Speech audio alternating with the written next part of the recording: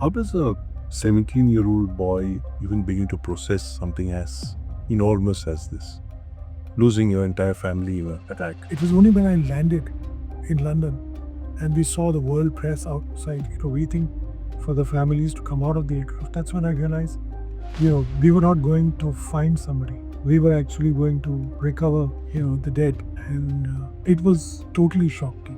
What was that turning point that literally made you into a crusader, an anti-terror crusader? For me, the idea of India is sacrosanct. The idea of a strong secular India is also very, very deeply embedded in me. We don't have anything to commemorate those people who died in the worst, as you mentioned, the worst single act of terrorism against an aircraft. When you look at the way how little we value our dead, this is something that pricks my heart. I wish I had enough money to buy a small plot and do it myself. I have pursued prime ministers and presidents since Rajiv Gandhi and Gyani Zail Singh, right up to the current prime minister. How serious is the threat from Khalistan today? Well, Sandeep, I'll tell you, it's on a completely different level now. Hello and welcome to the Sandeep Unnithan Show, your weekly dose of defense, geopolitics, and much more. Today, I'm privileged to have with me in our studios Sanjay Lazar.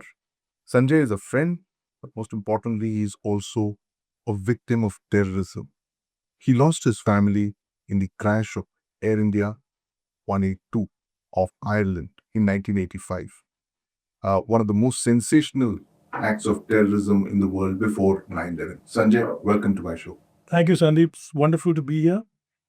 Pleasure to speak to you. We've been talking, Sanjay, of over the last couple of years, Air India 182, this horrible terror attack in which you lost your entire family. But you're not someone who took it lying down. You fought that battle for 4 decades. Tell me your thoughts on that day, 23rd of June, 1985. Where were you at the age of 70? Well, Sandeep, I'll take you 10 days before that. 20 days before that. I was in the 12th standard and I'd given my exams. We were waiting for our results. Our family was going to Canada. My dad, of course, flew with Air India. And we were going to see our cousins and he was going to see his cousins. After a span of 30 years, they're from Fort Cochin and they're settled in Hamilton. Right. And lots of friends as well on the flight.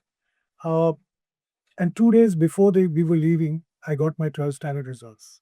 And I failed. I failed in 2 subjects, English and Hindi. It's so vividly remember. And the whole family was shattered. In those days, it was a very big thing. Everybody cleared. I got 90 and kids who didn't commit suicide, stuff like that. And my dad just said, we're canceling. We're not going. And I said, no, you must. Because we've made so many plans. And there were so many other families, crew member families, who were joining them on that trip because it was a 14-day flight. So I stayed behind to reevaluate my examination papers. And, we were living in Juhu. And of course, they went off. 10 days later, on a Sunday, I still remember it vividly. I was at home alone actually. And, my servant was also there with us. And my sister's godparents called her to say, are you at home? Your father called and he wants to talk to you, he wants to meet you. Now remember, this is 1984. Right. And there were no mobile phones, there was no internet. 1985. Sorry, 85. Yes, I beg your pardon. 1985, there was no mobile phones, there was no internet. We hardly had phones. So we just got a phone in our house. And, they called up and I said, fine, why didn't he call up? So I had no idea what had happened. But Ivan came and picked me up from home and said, take your passport. We are going to London. They want to see you in London. And till then, I didn't know a thing. I packed my bags and left for the house. That was in the afternoon. That evening, they said the plane has gone missing and they're going to London. I left on the night flight off that very day and reached there. And that was my earliest recollection of what had happened. How does a 17-year-old boy even begin to process something as enormous as this? Losing your entire family in an attack. I suspected throughout the flight between Bombay, Dubai, London, everybody was mom. Nobody told me. We were just three or four crew members, families who traveled on that flight that day. And it was only when I landed in London and we saw the world press outside, waiting for the families to come out of the aircraft. That's when I realized, we were not going to find somebody or find a missing aircraft. We were actually going to recover, the dead. And it was totally shocking, totally. And, you know, I had been through death a few years earlier when my younger brother passed away. So, death was no stranger to me. But to find out that my entire family was wiped out or could have been wiped out was, a sense of shock. Um, but I went to the hotel, a hotel I knew very well, the Heathrow Penta, because my dad had been on postings there. We used to stay there. And we, waited to go to court. Now, what had happened on that day was there were other bomb threats to Air India. But if you recall, an hour before Kanishka went down, the bomb exploded in Tokyo, Narita, No, also by the same Khalistani groups. They wanted to blow up two Air India aircrafts across the world at the same time, literally. And had this aircraft, Kanishka VT EFO, not been delayed for fixing the fifth engine at Toronto, both may have, gone off at the same time, both bombs. Be that as it may, three aircrafts in London had bomb threats. That night, as we slept, so Cork Airport was closed. They shut the airport down for whatever reasons. Whether it was fear of an attack there or because they were just too overwhelmed with everything that came. But we stayed the night in London rather than go to Cork right away. And lo and behold, at 2 in the morning, there was a bomb in the hotel. There was a bomb threat, the alarms went off, and we were evacuated. Imagine families of an aircraft, a jumbo jet that's just exploded in the Atlantic, being brought to London to go to Ireland, and then having to evacuate a hotel at 3 in the morning because the same Khalistans had threatened the hotel that there's a bomb in that. And we had the police and the bomb squad. So we stayed up all night. And then by which time, it was, all this really doesn't come out in too much of the media, but it was nightmarish at that time, nightmarish. right. And you recounted this in your new book, On Angels' Wings. Yes. Like fascinating read, Sanjay. I couldn't put it down literally. But this is the first of a trilogy of books that you're written on the tragedy Yes. and the investigation. Why a trilogy and why not just one big book? Well, couple of reasons, Sandy. I started by wanting to make this a small 25,000 word book. And, it happened one of the years that I went to Ireland, where I go to the memorial every year for the anniversary. And I was sitting there and I could hear my dad speak to me and my family. And they were disappointed that I had not done enough. And, you know, all these rumors were swirling around. The Sikhs for Justice were talking about India having blown up the aircraft and things like that. And they wanted me to be more vocal, especially since I was in public life for many years prior to that. And I decided to start writing that very day, and I started that night. And what started off with an idea to write just a 25,000 word book on the bombing itself turned out to be, over 2 lakh words eventually. And I realized that 2 lakh words can't fit in one book, obviously. And then I separated the incident and the personal life and the pure history and this, the legal evidence into another book. I also had taken interviews across 5 countries, 10 cities, almost 100 people, families, family members, police, Garda, all of them, doctors, investigators. And I felt that their voices needed to be heard separately. So eventually, I sat down with my editor and we decided we'll just separate them into 3 books, spread over 3, 4 years, and, let this be on record as a testament to the horrific tragedy, which was the worst aviation tragedy until 9/11. And even today, until 2026, is the worst aviation bombing in history. It's killed the maximum number of people. So none of the others were bombs. Even Lockerbie and all, the ones that came after were much smaller. So it's very important for us to remember. There are surveys done in Canada which say 9 out of 10 or 7 out of 10, 8 people don't remember Air India 182 Kanishka, the Air India tragedy as they call it. Well, I tell you, in India, 9 out of 10 people do not even remember this bombing.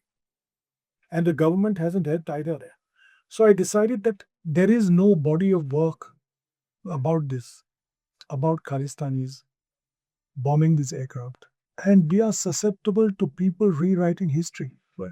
And, it's recorded in the court proceedings, it's recorded in the John Major inquiry.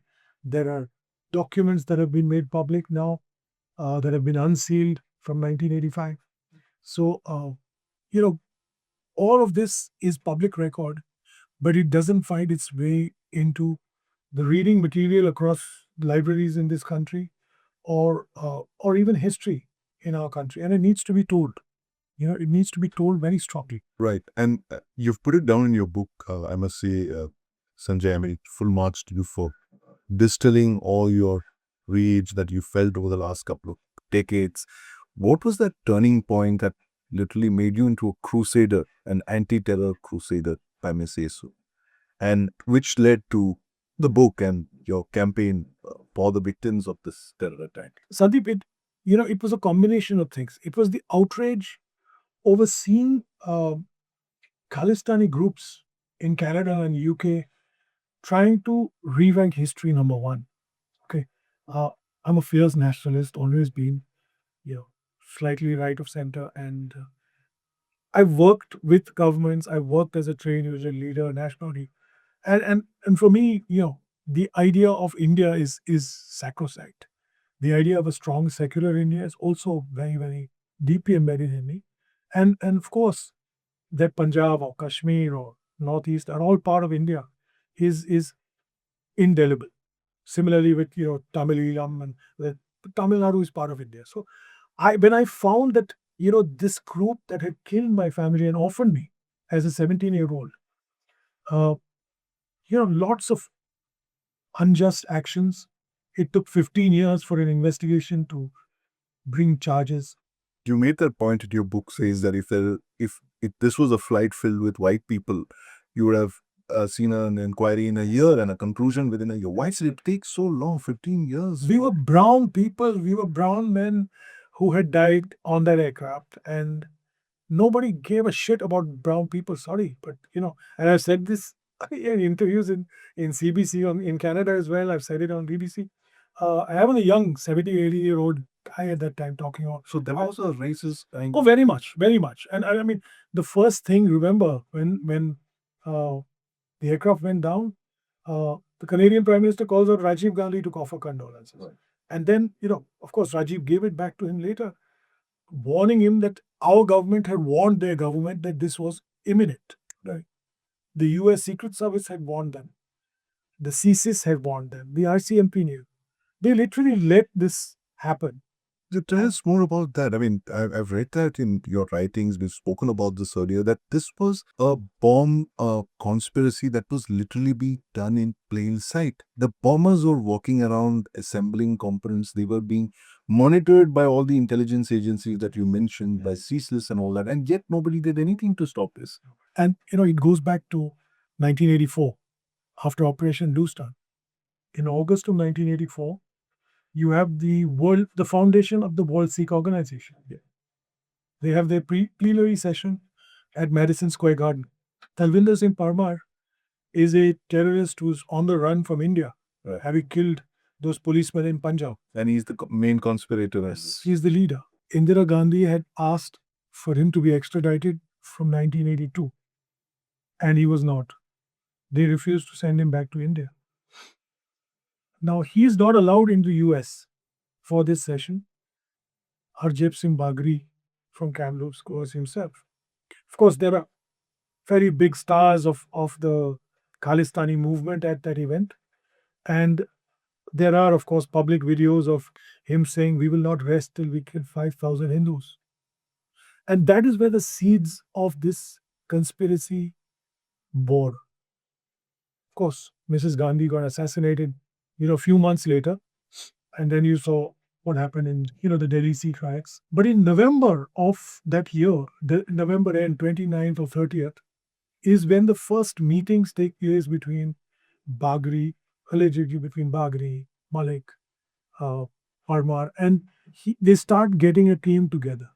These are the conspirators. The conspirators, and they are tracked by a CSIS agent called Ray Kopsky, who picks up a thread, looking at what internal, and this is December of 1984, mind you. The bombing took place in June of 1985. Okay. And then they start tracking them. At the same time, the FBI has embedded a mole in their organization after the August Madison Square Garden incident. So they've now got two big agencies who are now watching. You've got CSIS of, which was newly formed at the time, and you've got the FBI. Later, it also happens that RCMP start tracking them. But the long and the short of it is that by February of 1985, March actually wiretaps came in. Raykovsky tries for from December right up to March, pleading for wiretaps on Parmar, on Rayat, on Bagri, on all of the Malik, and he finally gets permission in March. But prior to that, you have these four agencies monitoring these guys and their entire network. There is a sting operation in Chicago where one of their moles, the FBI moles, is actually videotaped with the Khalistanis talking about planning a bombing, and it's on record. It's you're in congressional hearing, so it's not that this came out of the blue. Uh, the Indian government, and I speak a lot to people who were in the Indian embassy at the time, Indian Foreign Ministry. 29 uh, aid memoirs were sent by the Indian government to the Canadian RCMP and the Canadian Foreign Ministry saying there will be a significant danger and bombing or attack on Indian installations, either the embassy, SBI, State Bank of India, or Air India. And everybody slept on it. These recordings that CSIS was doing were being erased. They were recorded, they heard the planning and plotting of the bombings. Who erased these recordings? They themselves. They thought, a couple of brown men want to kill each other. Right. Who the heck? And that's the most shocking thing that an intelligence agency, they erased them even after the bombing, mind you. They erased evidence, but they had recordings. Not only this, if you recall, there was the Festival of India in the USA in 1985. And in June of 1985, then Prime Minister Mr. Rajiv Gandhi was visiting Washington to meet Ronald Reagan. They were both going to inaugurate the Festival of India in June, early June that year. And because the Madison Square Garden event of the previous year had planned to assassinate Rajiv Gandhi also, the US Secret Service was also on track. So the US Secret Service, along with the RCMP, flies to Vancouver and Duncan and meets with Parmar. And there are, surveillance photos taken by the CSIS of the US Secret Service going in to meet Parmar, talking to him at his door, going into his house with the RCMP, warning him, don't do anything. We know you're doing something. Don't do anything whilst Rajiv is on US soil. And this has come out in, these were redacted and CSIS tried to prevent this information coming out, but it came out eventually in the John Mayer inquiry. It didn't come out in the criminal trial. So my point here is that whether it is the Canadians, whether it's the US, whether it's the British and the Indian government, they all, at some level, the intelligence apparatus knew that this was happening. These were the main protagonists in the entire conspiracy, and this was something that could have been avoided. As for the racism aspect, a lot of that, goes to show that, like I said, had this been a plane full of white men, we would have had a solution and convictions in a year or two at the most. Instead, we waited 15 years for a charge sheet to be filed and these guys to be picked up. In the meantime, they killed witnesses, they disappeared some of them, they threatened the others, and obviously we couldn't get justice. The government of Canada in those years, uh, may even be now, but I'm not a Canadian, so I don't really know, but were very parochial. And even though there were a few white families, by and large, they were all people of Indian origin. So they were brown. And uh, it was not a pressing engagement. If you read, we had a justice of the Delhi High Court, Chief Justice, who was appointed to look into the Kanishka issue. Later became Supreme Court, of course, Justice Kirpal. If you read Justice Kirpal's report and his depositions that before him, as late as October, November of 1985, the Canadians did not want the word bomb mentioned. They did not want to participate in that inquiry because this was plausible deniability. They were more worried about the litigation that would be forced on them and the liabilities that would be come to bear. So these are how they treated, you know, like a lonely island far out in the Atlantic Ocean, which obviously they were not responsible for. And it took a lot of time. Probably the greatest sign of this racism was the day it happened. The next morning or the same night, you had Air Radio people there in Canada, in Cork. You had government of India. You had Irish people. You even had some Americans who had come. You didn't have Canadians on site. And Canadian families, really objected and raised this and complained for ages and ages after that because the Canadian representatives took a couple of days. So yes, there was racism, and there has been racism in dealing with this issue for most part of the 40 years. Stephen Harper changed a lot of that when he came to power and ensured that the memorials came up.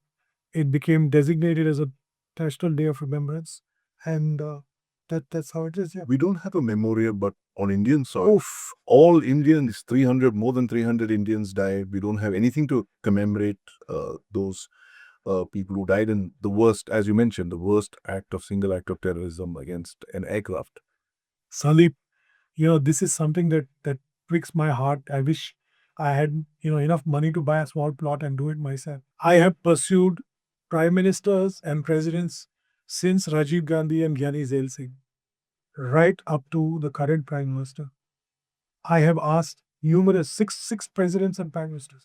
I flew with Air India for 38 years. I was in the VVIP fleet. I had access to all of them. I flew, barring maybe Rajiv Gandhi and Zail Singh, I flew almost every single prime minister, including Manmohan's, and I've spoken to all their offices. I have tried to meet with them. I've met some of them, and they just are so scared of Khalistanis. They're just so scared. They do not want to put up a memorial to a fallen Indian aircraft. Remember, let's understand. Uh, Indian aircraft with Indian people, with Indian crew, Indian flag. And which originated from India. India and was coming back to India. And let's even the Canadians who were on board were of Indian origin. Whether you recognize, you see, Lockerbie went down in Scotland. There is a memorial there. There is also a memorial in the UK. There is also a memorial in the US and in other places. Because there were people of mixed origin. It doesn't mean that just because there were some Canadians or 200 plus Canadians of Indian origin that you do not do it. You cannot be such a weak state and say that we won't have it because someone might try and desecrate it or protest at it. That's ridiculous. We have, every politician who dies gets a big ass memorial. Yeah. Even if you didn't want to do it for Kanishka, do it for all the terrorists. I mean, look at the we have no value for life in our country. Zero. And that's the problem. You talk both of us about from Mumbai. We both from Mumbai. Look, Like, that's what we don't have anything in Mumbai to commemorate 600 Mumbaikars who Yes, died in terror. Yeah, and I More with 182. Yeah, but when you look at the way how little we value our dead, our heroes, I call them heroes. They're martyrs. Whether they're armed forces, of course, those are at a different level. They fight for our freedom and our liberty. But innocents who die, whether it is the Mumbai attacks and from born bred Mumbaikars, uh, that's another story. I was there, a few hours before that happened, and came away. We were having a parliamentary conference on Air India over there, and we've got barring one which has been put up by the Maharashtra government. There's nothing else, and we need to respect our dead so that it's a reminder to terrorists and to evil men that you can't do this shit and get away in India. It's a reverse. It's not somebody will desecrate. And in fact, last year, Prime Minister was kind enough to send a huge delegation. Yes. After a lot of social media where I kept saying that they just use Kanishka to beat a drum when they want to beat the Khalistanis or Canada, and otherwise they forget about it. Honorable Minister Mr. Adip Puri came with a delegation with Mr. Tarun Chugh and 7 or 8 MLAs, MPs from all over India, Sikh and Punjabis, and it set the right signal to the world and to Canada and to the Khalistanis. And I did propose at that point to Mr. Puri to put to the Prime Minister, we did send an appeal, at least have a memorial dedicated to all the victims of terrorism, and have it in Delhi, because India is the scourge of the world's terrorism. We face the maximum amount of terror attacks. People talk of Israel, people talk of France, but let's remember, India has, because we've had so many terrorist, separatist groups in every part of our nation, right, have one monument to honor all of their sacrifice. So, Sanjay, I mean, we're here in 2026, more than 4 decades after Air India 182 went down in the Atlantic. How serious is the threat from Khalistan today? We've been seeing this, spurts of this in Canada and somewhat supported by the state even, because they are an influential uh, uh, political constituency. Is it as serious as it was back then? Or do you think this is just a political thing? It's just gangs of extortionists and opportunists? Well, Sandeep, I'll tell you, it's on a completely different level now. And I say, if I had to put a finger to it, they have learned to game the system. They are richer now, they are stronger, they are very widespread, and they are professional. They are like a McKinsey or a Bain and Company. They've got outfits all over the world. They have 30 offices, SFJ or WSO. They've got billions of dollars. If we go back to the 80s, they lived off scraps thrown by the ISI. Mind you, the ISI is still very much part of it. Like I said, I lecture, I speak around the world against terrorism. I travel and I speak in Ireland, I speak in the UK, Canada, and Washington, New York. I have seen at protests where Khalistanis come with their flags. They come in Pakistani embassy vehicles. There is a Pakistani flag waving guy there.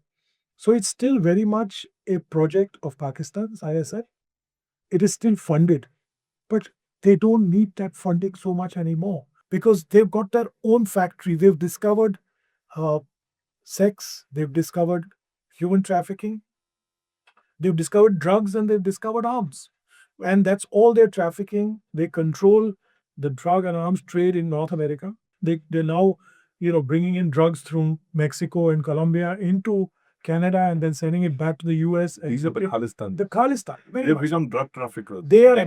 They've become drug couriers. They're not traffickers.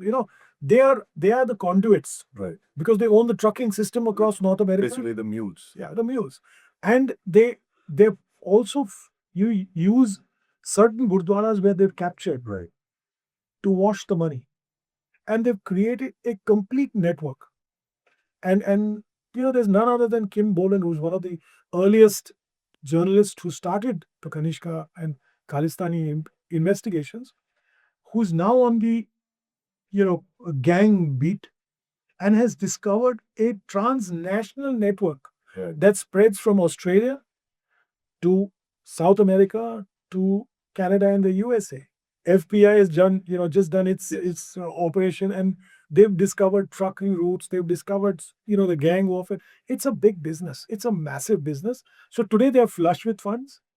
They're using their propaganda tools, and they're also funding. I wouldn't call it militancy in the old sense of the word, where they'd stop and burn a bus and kill 50 Hindus in one day. But what they're doing now is they are festering unrest within our nation. Are they far more dangerous today than they were back then? Because they're so rich now. I mean, and this is where I have, a grouse against our government, because I don't see us being as strong as maybe we were in the KPS Gill days or the Ribeiro days. I don't see us putting our foot down strong enough. Yes, of course, our foreign minister or foreign secretary do say strong things to Canada, and Canada has, you know, been brought to heel. I mean, if I can use that term, Canada is now cooperating the Mark Carney government. I always knew that they would change their stripes. They have. I'd also like to say that the fact that there is still an Air India task force today, Right. which means the RCMP 41 years later is still investigating the Kanishka bombing. It's Right. an open inquiry. What are the unknown questions that we're still looking for answers? First is, the number of conspirators. Who were their sources? Obviously, they have bypassed certain sources uh, within the security apparatus, within the intelligence networks. So there has to have been somebody who have assisted there. You hear both sides. You hear weirdos like, crazies who talk that it was a raw operation and False flag. So false flag. course, and that's just to deflect Right. people's you know hatred for what they did. Remember, there were 86 children on that aircraft. Babies.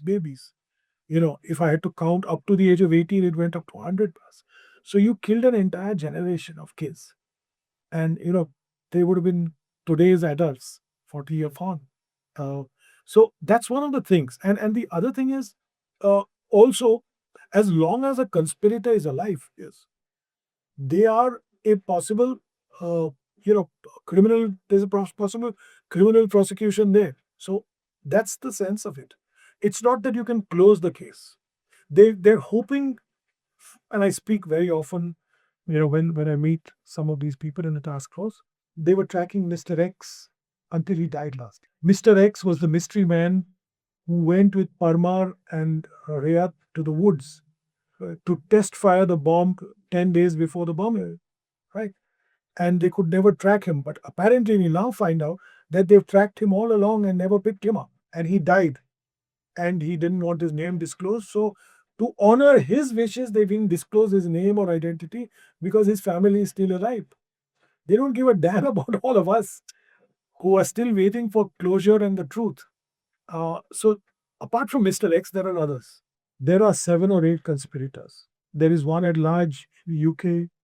There are a couple of them in the US. Intelligence forces of both North American nations are watching them. But how much of a foreign intelligence agency operation is this entire Khalistan movement? I wouldn't have concrete evidence of it, but going by the way they protect people like Pano. Gurpatwan Singh Panu, in Washington. Yes, he was in Washington. Who knew he's supposed to be in New York, Washington. In fact, he's got an office, 1111 National Press Club. They own the office. So you can imagine how wealthy they are. I've visited it. I've actually wanted to debate him and left messages there that He didn't. no, I didn't respond. I went 3 days in a row. Right. And that was the same time we had Operation Sindoor. Yes. Shashi Tharoor and Tejas, we all had come, and I was there. 2025. Yeah, 2025. He didn't respond. No, he didn't respond. He didn't come. I assumed he would come on the day that they were speaking, Right. because they were speaking one floor above it. Right. So, but he didn't. But he's definitely got CIA protection. There's no question about it. Always had it. The WSO has always had, support from some levels in the CSIS and the RCMP, World Sikh Organization. And let's not, also I want to clarify this, that it's not a Sikh organization. It's an organization of radicals who are, looking at separating from India. That was their goal. Right. That was the sum and substance of their founding, plenary session. Kill Hindus and break away from India. So, what do agencies like the CIA and CSIS, as you mentioned, what do they gain from supporting these loonies? They're I'd imagine that they're hurting the Indian cause. You're hurting the growth of India. Like the ISI, the moment they foment terrorism in Punjab or separatism, you're keeping India busy. You're also, if it works, Punjab is a key state for India. If you remove Punjab from India, Pakistanis would be within 15, 20 minutes flight of Delhi. Less than that. Actually, you see where the border will boom. So Punjab is probably our, strongest border state that we Kashmir also, but this is the heart and soul of India, and that's one of the big things that will affect us. The second thing is the CIA, of course, has done a similar role play. We know in Bangladesh, has done some stuff in Nepal, and in India, there are allegations that they've been trying for years. Now, tell me how difficult it was for the FBI and other intelligence agencies to have raised their investigations 1 year ago when Trudeau and Jagmeet were crying that India killed Nicha. Right. Why, when they expelled our, High Commissioner from them, nobody spoke then. And I was record on social media, on interviews, saying this is a false flag. It is them. And, all the intelligence agencies are aware of it. Right. When you say it is them, you mean he was killed in a gang? Of course, he was. It's Nicha an, was killed by it's him. an internal thing. Right. And it's over their drugs and their empires. That's all. It's not to do with with India. Of course, there are Indian underworld people involved with them. That's how they make money. You mean they're funneling money in and out of Punjab and in and out of India without some underworld organization? Yeah, of course there is. There is one setup. But coming to a movie that you raised a red flag over, Sanjay, then that's Satlaj that came out very recently. What was your main point of objection on that? Well, a lot of objections. First of all, I have no personal animus against the late Mr. Khalra. Uh, I watched the movie because everybody, it got banned and it had not got a censor certificate. So when I watched it I actually watched it in slow mo, and it's an act of fiction. And the first slide itself tells you that. But because this was a hit and run planned thing, I'll tell you this. And Sandeep, I'm convinced it was planned by, the director and Diljit and all of them, and maybe Z, God knows. I don't know. That the government has to investigate. That they put it up, release it on OTT, and take it down. Now, because you built up the narrative that it's been banned, and then it becomes viral. Because within less than 24 hours of it coming out, you already had Diljit messaging everybody, this is going to be banned, so please download it.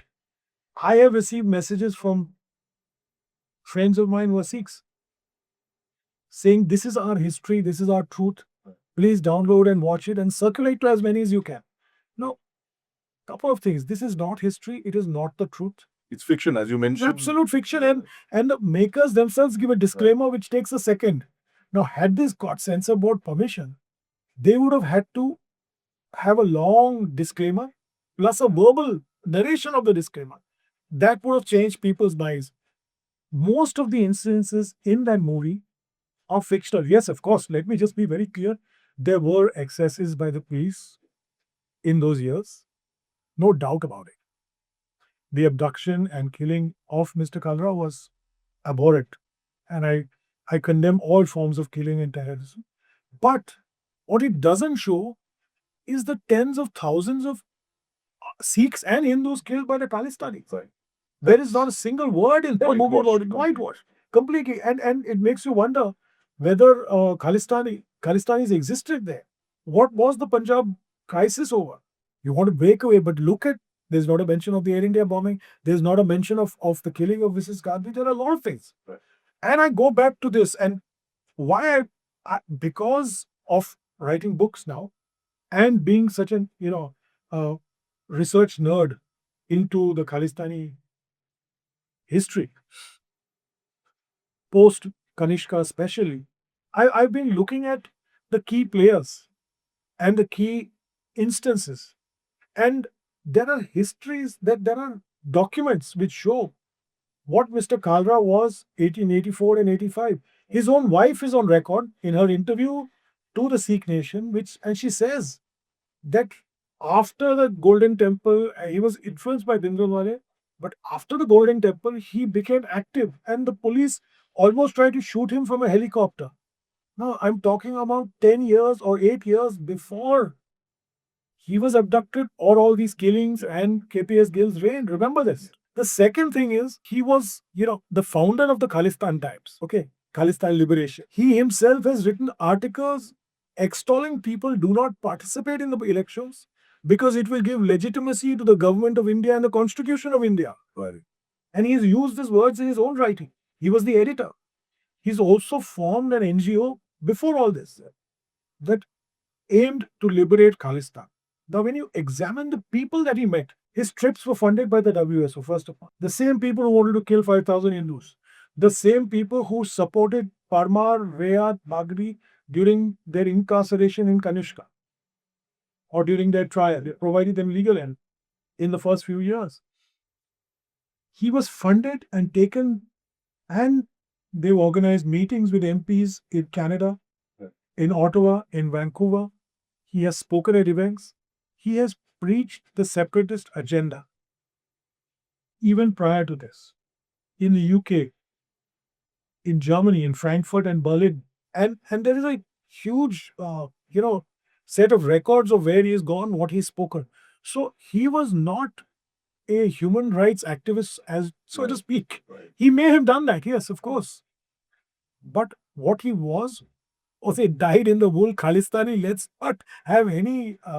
He was a white collar Khalistan. White collar Khalistan. Yeah, and actually there was a phrase I can't take credit for it, but on a TV channel I think Gaurav had done it, and I was laughing about it. I found it so funny because white collar Khalistani is exactly what These are overground workers. in the LTTE. If you remember Anton Balasingham, Yeah, the political he side. played Anton Balasingham's role. He generated funds. He was the face which could talk to politicians, could walk into a parliament and speak. And that's exactly what he did. Do you think that there are going to be more movies like this, more narratives like this? There Because as you will be. said, There will be. they're And very well funded. they're well funded. They're making movies. They're making series. There's going to be. And it's all about, you see, everybody in this generation, Sandeep has realized, and we have just seen what's happened at Jantar Mantar. Yeah. We've seen the CJP. Why are they so successful? It's because the Gen Z are the social media generation. Right. Everybody's got a short attention span. You can't write tomes and tomes of books like I am doing and try and win them over. You've got to make a short reel. You've got to make a OTT series. You've got to make a movie, and that hooks them.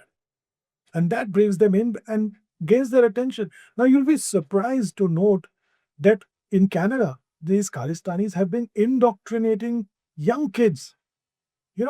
I'm talking about babies who are, between the ages of 5 and 10. Children, little kids, talking about the atrocities of 84, talking about how India has suppressed Maharaja Ranjit Singh's nation. And they're indoctrinating at that age. What are we doing to educate our people? We are not doing anything. We are shoveling all this history in piles of mud. We don't want it discussed. We don't want it disclosed. We talk of building some new bridge across Punjab in Chandigarh or in Amritsar and say that's done. That's not it. Unless you counter this through media, make movies yourself, make OTT. Yeah. Let me tell you, barring my book and a couple of maybe one or two books written by foreigners. Terry Miliuski's. Yeah, Terry, Kim, Salim Jiva, the late Sayyid. Nobody writes about Khalistan and the bombing and the killings that they've done. Of course, Right. Mark Tully has written about Mrs. Gandhi. There are a few, of course. Mr. Sidhu is there. But there should have been much more because thousands and thousands of people were killed.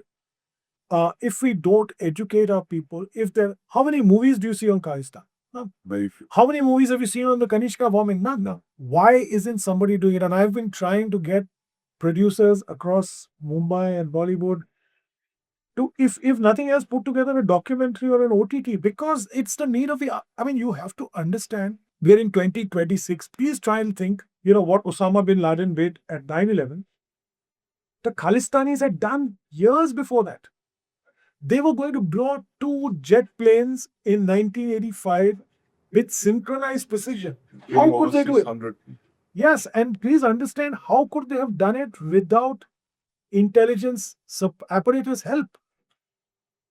It's very important. How could you have a guy going out into the woods in a city like Vancouver and test firing a bomb? Let me test fire it. It's like Ajmal Kasab came on a dry run and, shot a few people and went back and he told the Pakistanis, okay, I can attack Bombay tomorrow. Right. Ridiculous. These are facts and truths that need to be known. There was a motel in Chicago where the FBI is recording these guys talking about, okay, so what if a few Sikhs die? We'll kill we want to kill more Hindus and Indians there. These are things that need to be made public. Absolutely. We need to remember because, the Americans don't let you forget Lockerbie. They don't let you forget 9/11. Even Koreans don't let you forget Korean Air. Iranians don't let you forget Iran Air. And these are actions and terrorist actions or government actions or incidents that took place. Only we want to forget our past. We would, if we could forget Pelgam, we would probably have done that. But look at the list of terrorist acts against India. Talking about terrorism and acts, France, which is another big nation that has been affected by terrorism of Islamic kind, various kinds, is building a museum, anti-terror museum, where they're taking the last 50 years of terrorist acts, major acts, and they're going to host it and compile it so that people can remember the dastardly, you know, things that happened. And we've lost 10 times more We've people. lost 10 times more people with And 10 times bigger instances, and we're hiding. Why are we so, I won't use the word complacent, but we're shy of talking about our tragedy. Right. Our tragedies bring us strength. We must really realize that. And sadly, our government does it, whichever government it is. Right. Absolutely. Tragedies bring us strength. And I was talking to Sanjay Lazar here, who's put in his entire life's work into remembering that one of the worst terror attacks on Indian citizens, that's the downing of Air India 182. He's got this new book out. You can order it. It's the first of a 3-part series, a very exciting book that documents his struggles. It's called On Angels' Wings. Sanjay, once again, thank you for your time, for your thoughts, for joining us here again. And we keep coming back to you for insights on this war against terror, India's war against terror. Thank you, Sandeep, for having me. And last verse before I just go. I hope if somebody from Bollywood or Hollywood is watching out there, it's time to make a movie. If the government is listening, it's time to build a memorial. And it's not only about Khalistan that I speak. Terrorism. I campaign against terrorism of all colors, of all hues. We need to make a difference and leave a better world for our kids. Right. Absolutely. Thank you very much. Thank you so much. Thank you. Thank you, sir.